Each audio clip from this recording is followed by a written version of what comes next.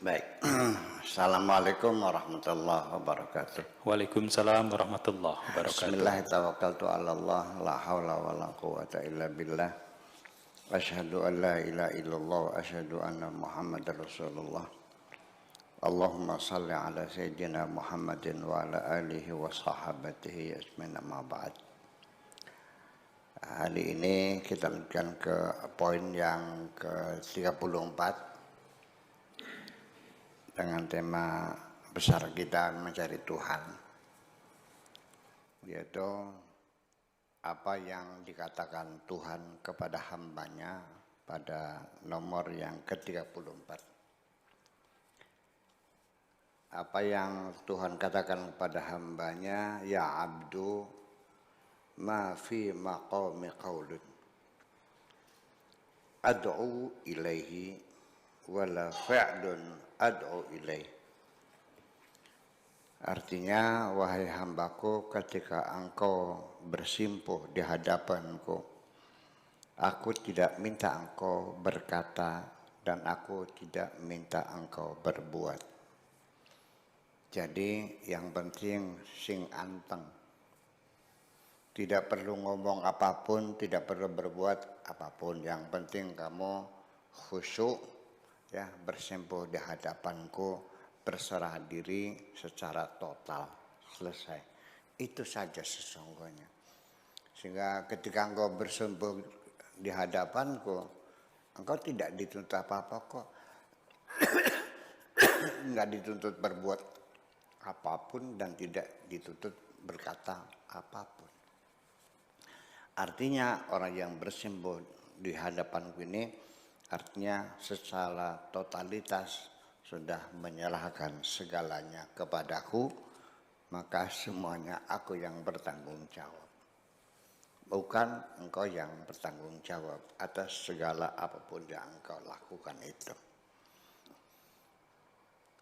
Jadi orang yang sudah mengenal Allah, insyaallah sudah tidak kecewa ketika dia berkata apapun,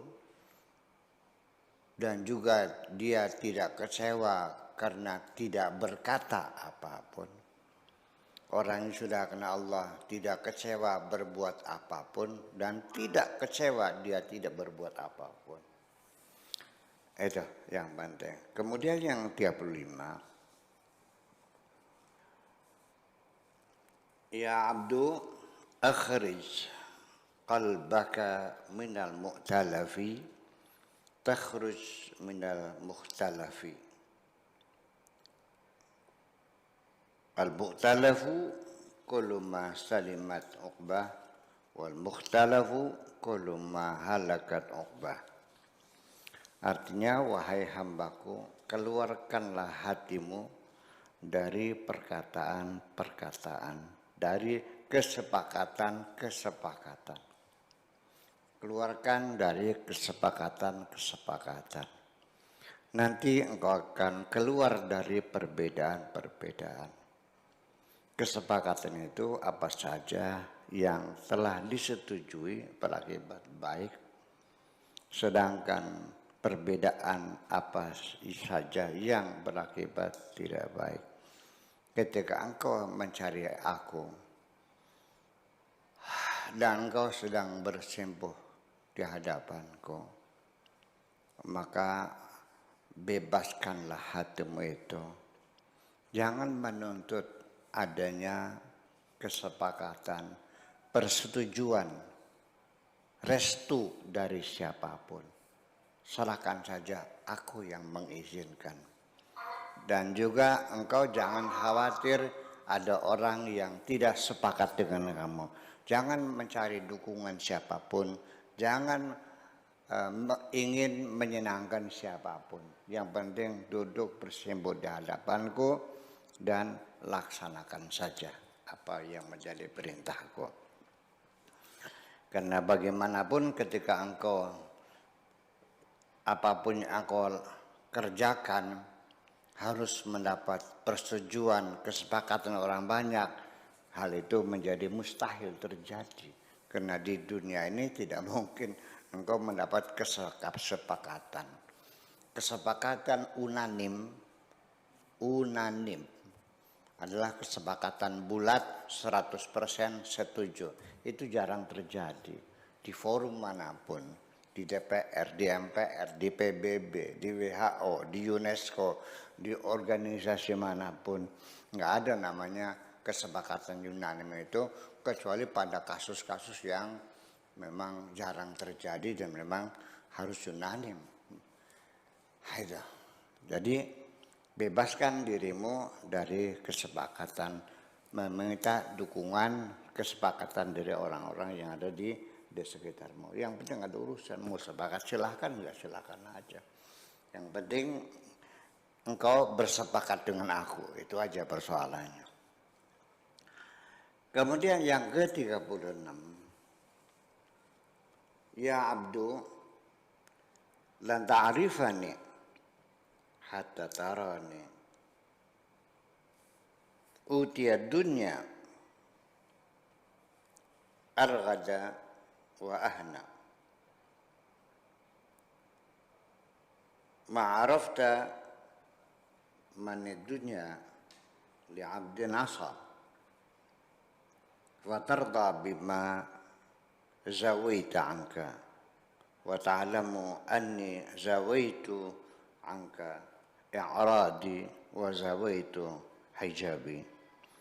Ya abdu mi'adu ma bainaka wa baina ahli dunya an tazula dunya fatara aina anta wa aina ahli dunya.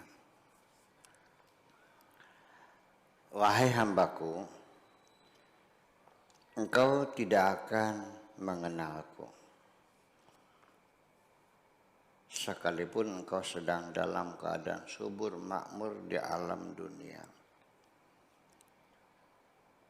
Artinya, maksudnya ini artinya ketika engkau dalam keadaan subur makmur, sedang kaya raja, uang berlimpah, sulit untuk mengenalku. Orangnya itu dalam keadaan makmur, uang berlimpah ruah, biasanya selalu tidak sadar. Ya, orang sadar itu dalam keadaan susah ya. Betul nggak? Ya, muncul peri kemanusiaan, sadarkan kenikmatan Tuhan itu dalam susah. Tidak mungkin seorang hamba yang bermaksiat mengenalku. Tidak mungkin orang yang masih doyan maksiat, masih senang maksiat bisa mengenal aku. Jangan berharap. Maksudnya mah kalau engkau ingin mengenalku, ingin mencariku, ya tinggalkanlah kemaksiatan yang biasa kau lakukan itu. Tanpa itu ya sulit engkau akan mengenalku. Lalu engkau akan merasa senang ketika engkau kupinggirkan. Engkau merasa senang ketika engkau kupinggirkan, selama di dunia. Karena mengerti dengan sengaja, aku ingin membukakan tabirmu. Artinya sengaja kupinggirkan itu artinya ku amankan. Minggirlah. Engkau tidak berikan kesempatan jadi menteri. Engkau tidak akan kuberi kesempatan jadi kepala desa, jadi camat, jadi bupati, jadi gubernur, jadi presiden, jadi diplomat, jadi duta besar. Kupinggirkan, tidak ada kesempatan untuk menjadi kapolda, jadi kapolres. Sudah minggir pojok, diamankan. Ini dipinggirkan tuh. Dari persaturan dunia ini, kuhilangkan segala kesempatan kau untuk menumpuk harta dan menduduki jabatan-jabatan penting.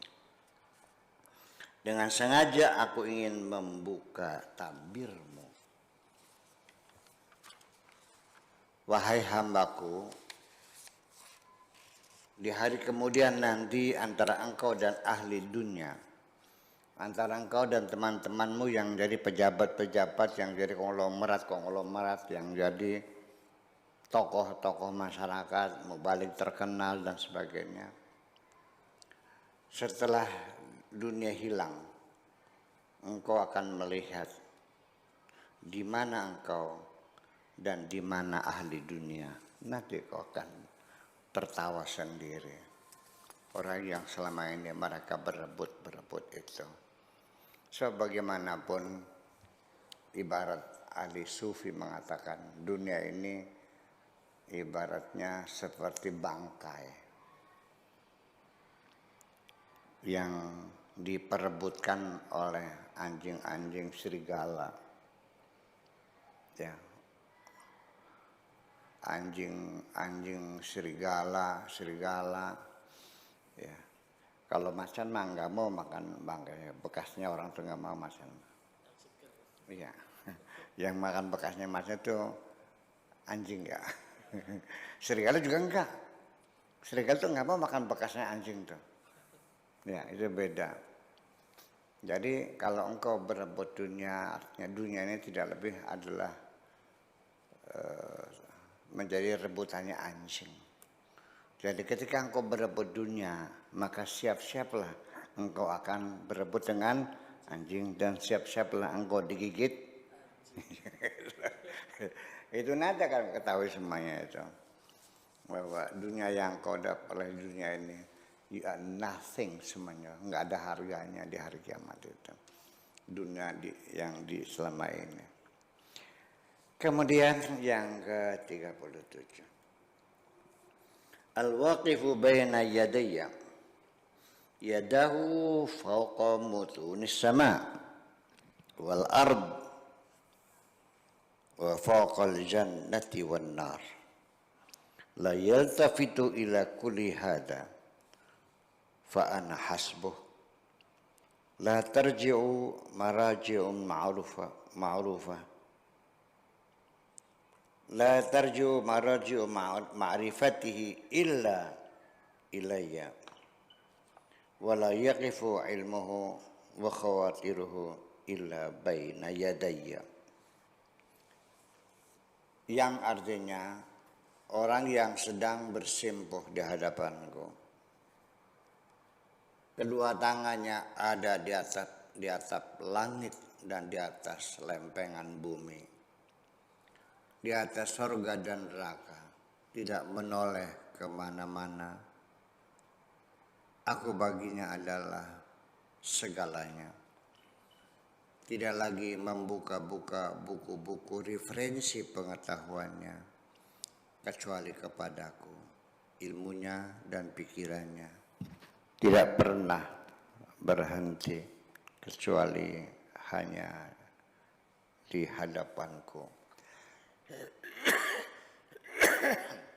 Artinya, oleh karena Tuhan adalah segalanya, maka engkau tidak akan lagi di hadapan Tuhanmu membuka-buka kitabmu, mencari dalil, mencari bukti, dan referensi dan sebagainya.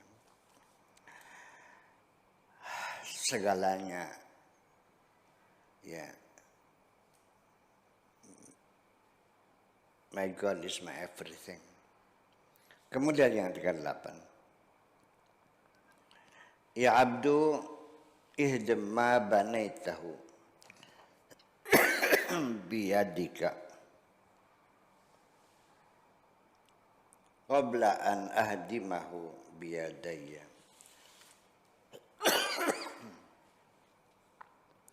Wahai hambaku, hancurkanlah apa saja yang telah dibangun oleh tanganmu.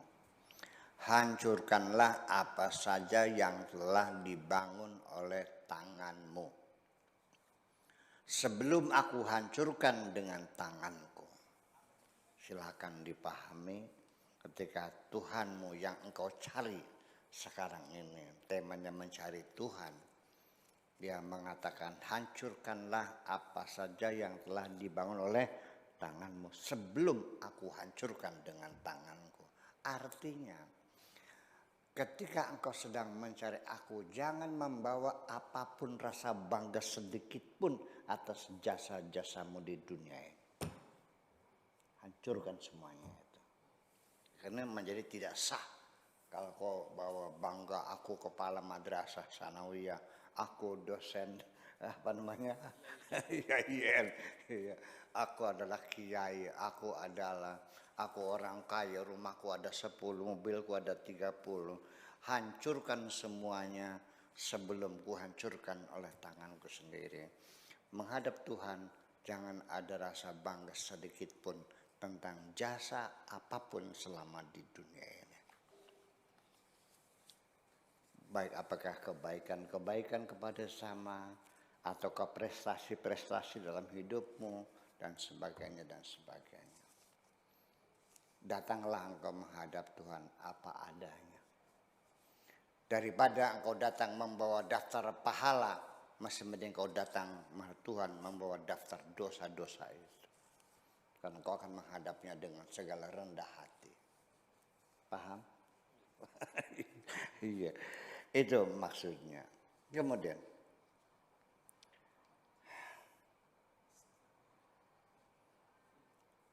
yang ke-39, anta abdu ma istawla alaika. Engkau akan menjadi hamba apa saja yang menguasai dirimu. Ketika harta menguasai dirimu, siang dan malam engkau hanya memikirkan harta. Sampai anak istrimu terlantar demi harta. Sampai agamamu kau abaikan demi harta. Maka engkau adalah hamba harta. Ketika yang menguasai hatimu adalah seorang wanita yang cantik jelita. Pagi, sore, siang, malam pikiranmu tersedot semuanya. Ya, merindukan perempuan yang cantik jelita. Kau upayakan dengan segala macam cara bagaimana merebut cintanya. Kau berikan segala perhatianmu kepadanya. Maka engkau adalah hambanya. Hamba wanita yang cantik. Berarti perempuan yang cantik jelita itu adalah Tuhanmu. Dan engkau adalah hambanya. Ketika engkau berjuang dengan mati-matian mengorbankan segala-galanya untuk mendapatkan jabatan-jabatan penting. Maksud itu bukan di negeri kita ini, di sana, di Amerika, di Eropa, itu kan di sini. Jangan salah paham lah, ya, iya, menjadi apa deh kepala suku di Uganda di sana, Bangladesh barangkali. Maka engkau adalah hamba daripada jabatan-jabatan itu. Yang ke-40.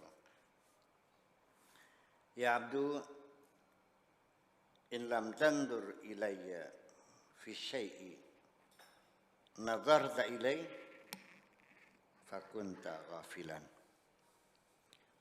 Wahai hambaku, selagi ketika engkau melihat sesuatu tidak melihatku, berarti engkau sedang dalam keadaan lalai. Ketika engkau melihat apa saja makhluk-makhluk yang kau lihat ini, tetapi ternyata engkau tidak melihatku melalui makhluk-makhluk yang kucipta, berarti hatimu masih dalam keadaan lalai. Ketika engkau melihat bulan, engkau tidak melihat aku.